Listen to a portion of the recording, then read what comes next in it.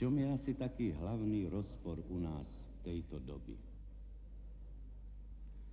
Uvedomujú si ľudia, že tou starou cestou, jakou sme my u nás socializmus realizovali, väčšina ľudí ísť nechce.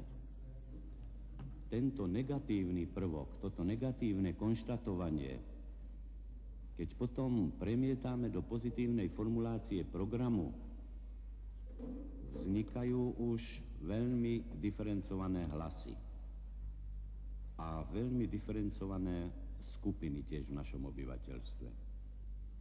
Voľako bude treba sa zjednotiť na tom, keď viac menej vieme, čo nechceme, aby sme aj tak aspoň v hlavných rysoch vedeli, čo chceme.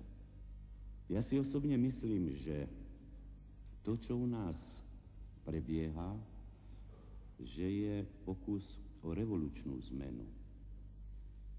Že je to revolučná kríza, kríza idúca na voľako hľadanie celkom iného prístupu realizácie socializmu. Že nám nejako nepostačí len zmeniť pár ľudí, obliecť si nejak sviatočný odev, sviatočné rúcho, voľako sa, povedal by som, demokraticky zamaskovať a pokračovať ďalej. Ale že budeme musieť nejak domyslieť tento socialistický typ demokracie veľmi prakticky do každodenného života.